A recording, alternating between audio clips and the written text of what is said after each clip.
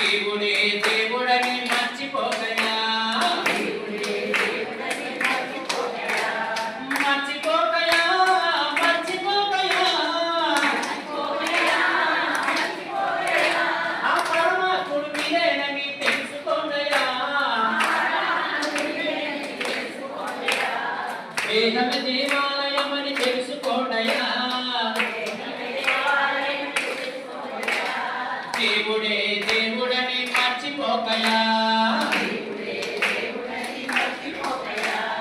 చక్కనైన పిలుపు ఒకటి చెప్పుతానయా చక్కనైన పిలుపు ఒకటి చెప్పుతానయా గమ్మున కూర్చొని మీరు పిలుపోండయ్యా చక్కనైన పిలుపు ఒకటి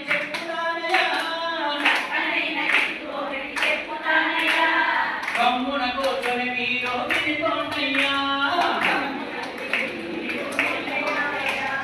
చేతులు రెండు కలిపి కళ్ళను మాత్రం మోసి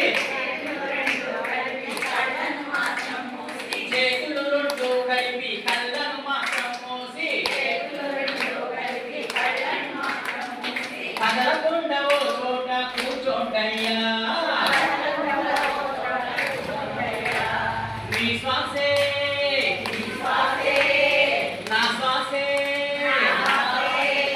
మన శ్వాసే మన శ్వాసే మన గురువని అనుకోండయ్యా ఆ శ్వాసను గమనిస్తూ కమ్మునుండయ్యా మూడో కన్ను నీకు తెలుస్తుందయ్యా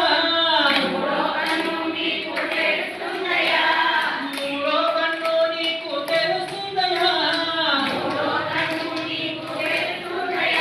ఈ జీవుడే దేవుడని తెలుస్తుందయ్యా ఈ జీవుడే దేవుడని తెలుస్తుందయ్యా దేహమే దేవాలయమని తెలుసుకోకయా జీవుడే దేవుడని మర్చిపోకయా ఈ దేహమే దేవాలయమని తెలుసుకోకయా జీవుడే దేవుడని మర్చిపోకయా ఈ జీవుడే దేవుడని మర్చిపోకయా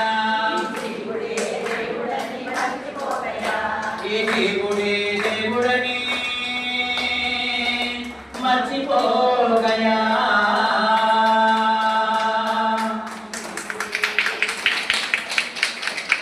ఎంత చక్కగా పాడతారండి ఎందుకు దాచుకుంటారా ఎందుకు సిగ్గు వీడియో దైవాన్ని పాడుతున్నాం దైవం దగ్గర పాడుతున్నాం అందుకని పాడితే మనస్ఫూర్తిగా పాడితేనే మనలో ఉన్న రుగ్మతలన్నీ బయటికి వెళ్ళిపోతాయండి అందుకని మీ చేత గట్టిగా పాడించానమాట నాకు అలా ఉంటుంది అర్థం పాడిపోతే డ్యాన్స్ చేయలేకపోతుంది పాడిపోతే డ్యాన్స్ చేయలేకపోతుంది ఆనందంగా ఉండడమే జీవితం అంతే మనం మొగమాటం వల్ల మనం ఎంతో కోల్పోతున్నాం మొగమాటం వల్ల మనం ఎంతో కోల్పోతున్నాం కాబట్టి అసలైన మీలో ఉన్న చైతన్యాన్ని బయటికి తీయలేకపోతున్నారు అన్నమాట అది బయటికి తీయాలి అంటే ముందు సిగ్గు బిడియం మొగమాటాన్ని అహంకారాన్ని ఈ అడ్డుగోడలుగా ఉన్న వాటిని తుడిసి కొట్టాలి ఈ తుడిసి కొట్టాలి అంటే దానికి ఏకైక యజ్ఞము శ్వాస మీద ధ్యాస అనే మహాయజ్ఞాన్ని మనం పట్టుకోవాలి ఇది ఎప్పుడో శ్వాస మీద ధ్యాస ఇది కొత్తగా వచ్చింది ఏంటంటే ఎప్పుడో చెప్పేశారు శ్రీకృష్ణ పరమాత్మ అష్టావక్రుడు ఏదో చెప్పాడు ఎప్పుడో కోటి పూజలు చేస్తే ఒక స్తోత్రానికి సమానం కోటి పూజలు చేస్తే ఒక స్తోత్రంతో సమానం చెప్పాడు కోటి స్తోత్రాన్ని చేస్తే ఒక్క జపంతో సమానం 3 సార్లు స్తోత్రం శ్రీరామచంద్రుని స్తోత్రం అలాగే జపం చేస్తూ అనుకోండి కోటి స్తోత్రాలు చేస్తే ఒక జపంతో సమానం ఉన్నాడు మరి కోటి జపాలు చేస్తే ఒక్క ధ్యానంతో సమానం ఉన్నాడు మరి ఏది